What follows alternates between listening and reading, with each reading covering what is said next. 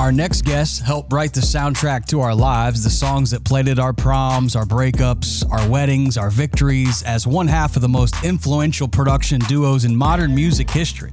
He helped define the sound of R&B, pop, and hip-hop across 4 decades. He's a 5-time Grammy winner, a rock and roll Hall of Famer, and now the producer behind a global movement where they're using music to fight hunger. Let's honor and welcome Jimmy Jam to the show. What's up, Jimmy? Hey, what's up? How are you doing? I'm doing really good. Before we get into the legendary catalog, I want to start with what you're doing right now. It's 40 years since this was made. You see, I got the 45. Wow. You see that? I love that.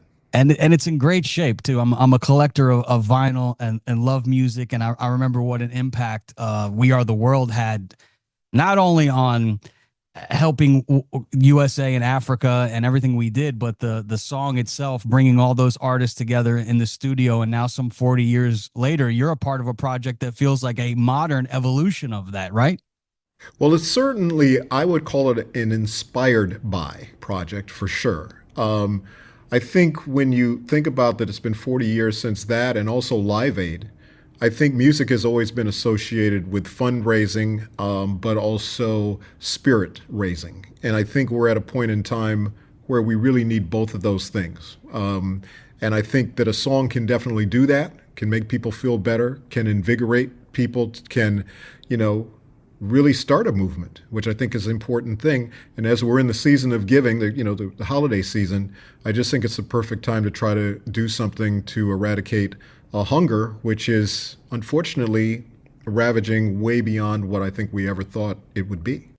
And if somebody that's listened to our show today wants to be a part of this event tomorrow, can you walk us through exactly what they need to do and what their options are? It's the next verse, and the website I know is 100billionmeals.org. But how can people get involved? So if you go to 100meals.org, there will be different things you can do. But one of them, what's most important for us right now, is tomorrow there will be a Zoom that you can drop in on. And we will actually be recording some of the song tomorrow.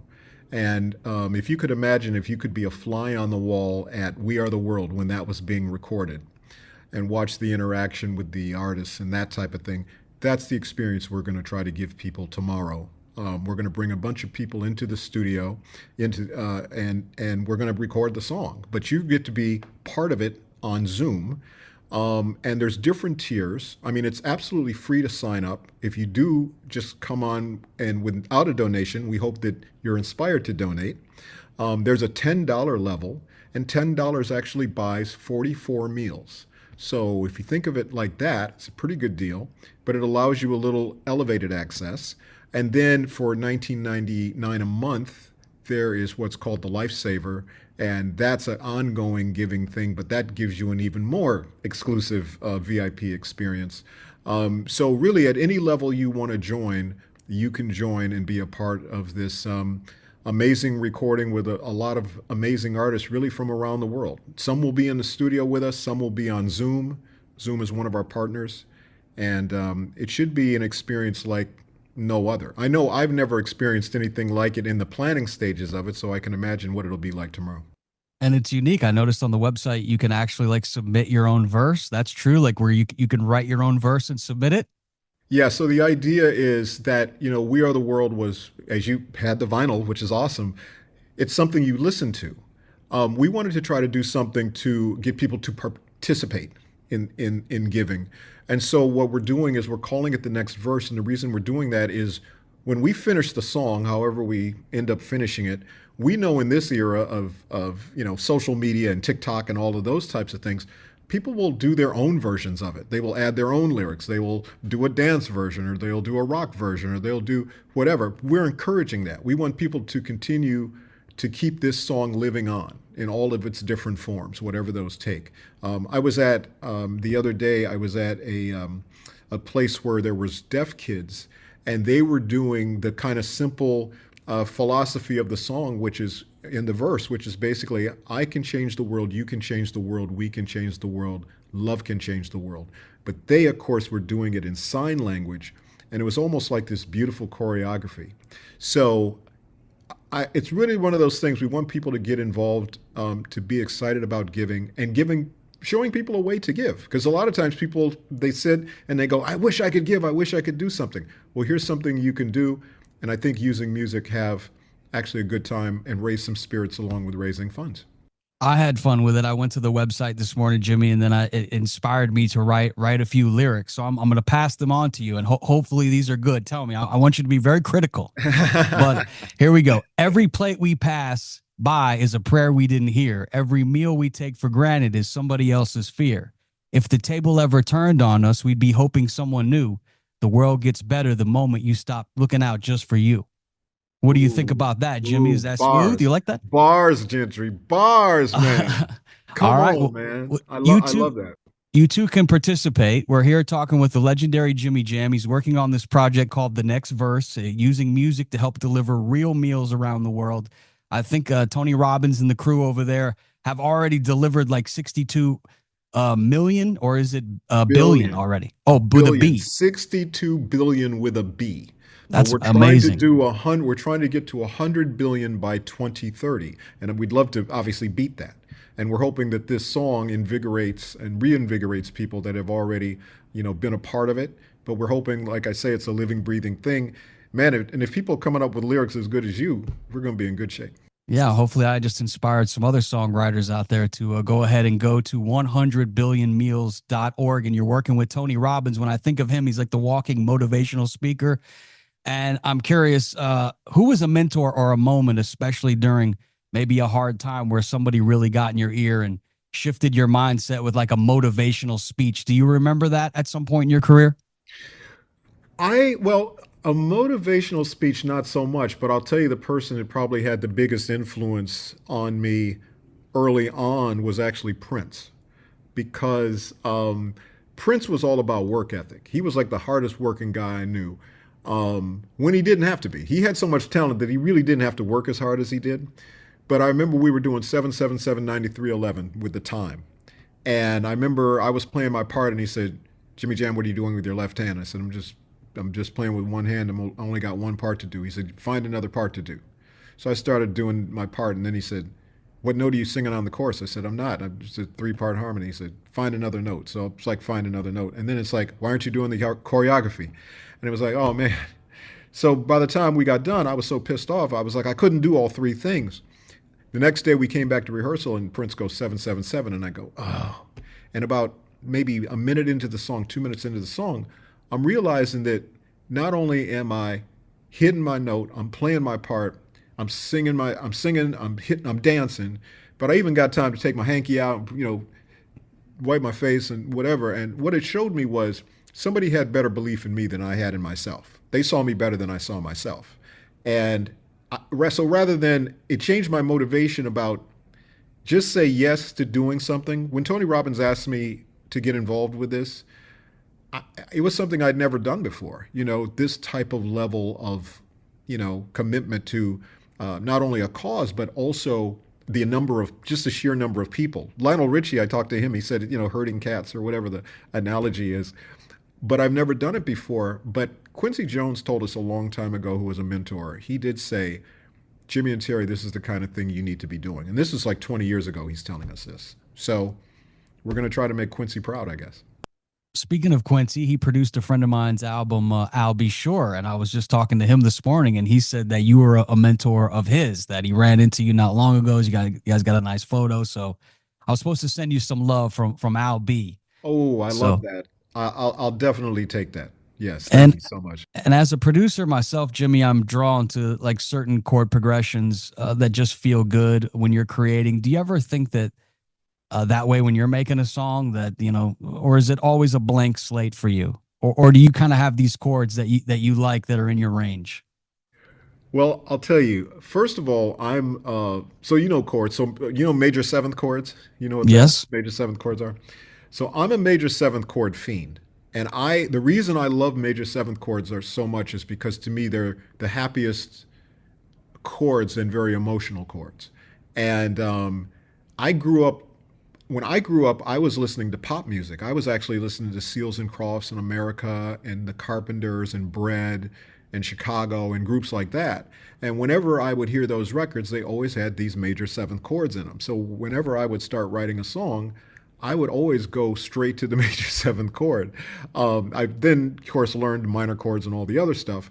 But all the songs, including the one we're writing for this event, it actually starts on a minor chord, but then goes to a major chord. And it's kind of, to the way I'm envisioning it, it's almost like the circle of life, or just the circle of a day. You know, when you wake up and you're kind of by yourself and you're kind of groggy and it's kind of minor, but then maybe the sun's out and it makes you a little happier. And then you meet up with a friend, and then you meet up with a couple more friends, and it kind of grows. And that's the way the song goes. It kind of starts off very simple and then kind of grows from there. So, yeah, I mean, I definitely am very intentional about writing, and I just think certain chords tell certain stories, you know? Absolutely. And you're also seasoned, Jimmy, in so many ways that these younger artists are not. You came up in a time before all the lyrics are online, these YouTube tutorials. It's definitely been a big help for me learning the guitar, chord charts online. How did you actually learn songs back in the day when you had to just listen to the record? What did that process look like when you and the band would be learning one of these songs? It was, you know what, it was great education, because I didn't realize at the time that being in a cover band and learning all the hit songs on the radio and learning how to play them as much like the record as we possibly could was actually teaching us how to produce, because we would learn all the hit songs, and then you begin to kind of learn the formulas of, you know, what makes a hit. And then you had to be really good at performing them. So I think that was what it was. I always had a really good ear, so pretty much anything I could hear on the radio, I could kind of figure it out. And then I would always try to improve upon it, at least in my mind. I would listen to it and then I'd go, oh yeah, but they should have went to this chord. And then, you know, I'd kind of make my own chords. It's really funny. There's this kid, Miles Music Kid, who I discovered on Instagram a while back. I think he's 9 or 10 years old. He's really young, but he's like I always tease Charlie Puth about him. I say, Charlie Puth, is this your illegitimate child? Because he's like a genius, like Charlie Puth is. But he's one of the people that's on the new song we're working on, and he literally sent me a note and he said, "I don't like that it starts in a dark place." And I said, "Okay, kid, you're a kid. You don't get it. Put in some miles like me, and you'll know it starts. It always kind of starts in a dark place, but then it gets happy, and then it makes the happy seem more happy. You know, it's after the rain stops and then the sun comes out. You know, but I love that somebody that's young is saying it needs to be happier. It's like, I love that. But You then got to build it up. by the way, right. But by the way, I sent the same kind of, it's just kind of a demo track just to kind of show what I was trying, my intention. And I sent the same thing to Dr. Dre. And Dr. Dre said, doesn't it need to be more sad? He said all those songs like that are really sad. And I said, oh man. I said, yeah. I said, it is. It's not, but it's going to grow and get bigger. You know, he said, oh, I'm just, okay. So it's just interesting. You know, everybody's got their own sense of where they're at. But I just think it's interesting that somebody that young would be looking for where's the happy part, and somebody like Dre is like, needs to be darker, you know. When you So work with these young right. producers, Jimmy, how do you tell them what advice do you give them on how to make music that really matters? What is something that you constantly are telling young producers? Well, I don't know whether I'm necessarily trying to teach them a lot. The thing is, you can't teach experience. I can share my experience with you, but you still have to kind of go through it to figure out what it is. I do try to let people know that there's a responsibility that I feel we have. I call music the divine art. And I think that if you're doing something where people's memories, you know, I know you feel this too. Like if I said, hey, what were you doing on this date 10 years ago? Now, you could probably piece it together in some way in your mind. But if I play you a song from 10 years ago, you go, every memory comes back. You know, the temperature, the smells in the air, who you're with, what you're doing, everything comes back. That's divine because it means it's all in your brain, but music is the thing that unlocks it. So I just try to, you know, rather than tell people what to do, I just try to make them aware of the responsibility they have. And I always tell people when they ask, like, you know, what our favorite song is, and that's always a tough one. But for us, it's a song called Optimistic by the Sounds of Blackness, because it was a song that really changed people's lives. And when people tell us about that song, they don't say, oh man, that was my jam. They go, that song changed my life. That song got me through a really bad time, or that song got me through whatever. And that to me is what music is supposed to do. So I just try to remind young people how the responsibility and what a blessing it is to be able to do music. The next verse, I think, is going to change the world using music to help deliver real meals around the world. You can learn more and take part in this next verse by going to 100billionmeals.org. I know, Jimmy, you've seen a lot of shifts in the music industry. We've gone from analog to digital. We got drum machines came in and sampling and then Pro Tools. How do you see AI? Is this just another tool, or does this feel a little different? Is this something like it is something like we've never seen before? But do you think this is going to just be another tool that we use in the studio? Are you anti AI? What's your feelings right now? Okay, let's say I'm pro AI because yes, I do think it's a tool. And as you articulated, yes, we were in the era of cutting tape. There was no digital anything. We were literally cutting physical tape if we needed to edit. So that's where we came up. We came up with fax machines and VCRs and, way before streaming and iPhones and all that kind of stuff. So yes, I appreciate the leap in technology. The problem with AI to me is two things. One is when you're taking people's images or voices and that without their permission. I think there needs to be a permission in place, and I think there needs to be a compensation in place. And it's kind of like sampling. When sampling was kind of the wild wild west at a certain point, and you didn't even have to acknowledge who originally wrote the song or originally produced the song. And of course that all changed after a while. I think the same thing hopefully happens with AI, where there is some sort of guardrails. My analogy is like, when there used to have dirt roads, right? We had horse and buggies and dirt roads. And then when we got cars with engines, we paved the roads, and we put lines down, and then we put guardrails on. And you know what I'm saying? Like, I just feel like there needs to be some things in place to kind of guard against, keep it safe for people. But as a tool, I think it's an amazing tool. I will say I don't think it replaces humans simply because humans make mistakes.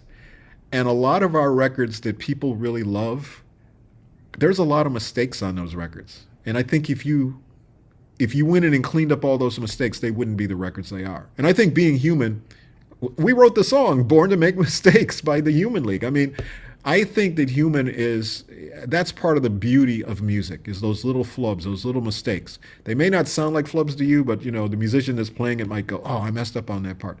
But that's the kind of thing that I think we respond to. And I'm not sure whether AI necessarily does that in the best way.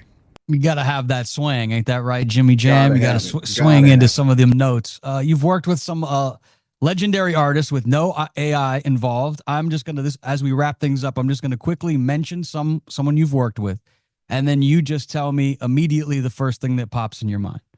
So first, I will say Chaka Khan. Shaka Khan. What do you think? it. Legend. But can well, I don't want to. I know I'm supposed to give a short answer. I'll tell you a quick Chaka Khan story though. I was sitting with her at a dinner, and she said, "If you ever produce me, what kind of record would you do?" And we said, "Oh, we would do a Rufus record because we love the Rufus records, where we put a band together and then you just sing." And she didn't like that. And then the next time I saw her, she said, "Remember what you told me?" I said, "Yeah." She said, "That's the record I want to make." And we made an album with her called Funk This, and it ended up winning the Grammy for R&B Record of the Year. So, yay, All right. Chaka. Next up, New Edition. You worked with that crew, groundbreaking, boy band group, the first one. So many to follow. Yeah, New Edition's fantastic.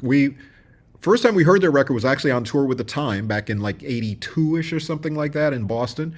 And I remember we went to see their show. We met all the guys and then had a chance to not only work with them as a group together, but also work with Johnny Gill as a solo artist, Ralph Tresvant as a solo artist. And BBD was actually our idea. So we had the concept for BBD, and of course they ran with it. And it's nice to see them all back together with Bobby, with all six of them back together. They're touring next year. New Edition's amazing. Another great group. How about Boys to Men? Into the Road, man. I remember so many slow dances in high school with that song, my man. That was a what a great group, and they're, I think, still doing that Vegas residency out there. What do you think of when you think of the harmonies of Boys to Men? Oh yeah, Boys to Men's amazing. And it's funny because End of the Road was sort of the blueprint to when we did On Bended Knee. we said to them, they played us their album that was for their second album. They played it, and we said, you don't have a begging song on there. And they said, what do you mean? I said, like, I'm down on my knees. I'm down on my knees. I said, you guys are really good at begging. Like, certain people are good beggars. And that's when we both wrote on Bended Knee for them. And they ended up replacing themselves at number one. I think Babyface had done I'll Make Love to You. And then they replaced themselves at number one with Bended Knee, which is, I think, was one of the first time in history that had happened. I think the Beatles had done that or something. But Boyz II Men, amazing. And Boyz II Men, by the way, auditioned for Michael Bivins of New Edition, singing Can You Stand the Rain. And the reason they're called Boyz II Men is because there's a song called Boyz II Men on the New Edition Heartbreak album. So it's all in the family. And they're touring together. That's the tour that's going out next year. It's New Edition, Boyz II Men, and Tony Braxton. So it's going to be a killer tour. Jimmy's taking us to school here. We got just two more names on the list, and I will lump these together. How about Janet Jackson and Michael Jackson? Because you did a collab with the two of them in the studio at the same time. So what do you think of when you think of those two working with them? Well, obviously, Janet, we've had a chance to work with over 40 years. Actually, 40 years Control next year, 40th anniversary. But just the difference was that Janet's very spontaneous. Like, once we hit on something, she's with it. I remember Michael was very, we'd get done with, we thought we'd be done with lyrics, and then he'd say, okay, we have to really challenge ourselves to make sure that and after about 2 or 3 days of challenging ourselves, Terry, my partner, was like, okay, Michael, let's record this. I think we're good. We got to get it in. Yeah, let's get it in. So I think that was the difference. But Michael was the most impactful studio experience ever because he walked in very calm, very mild manner. As soon as the song came on, he's spinning and dancing, and Terry and I are like, we're like fans. It was amazing. He killed it. Well, make sure you go follow Jimmy on social media. Make sure you go to 100billionmeals.org. Jimmy, thank you not just for the music, but for the influence. Making a real difference. The next verse, proof that music still has the power to change the world. Jimmy, thank you so much. God bless you, bro. Thank you, Jerry. See you, buddy. Appreciate it. Peace out. Download it wherever you get your podcasts. For more, go to podcastplayground.com.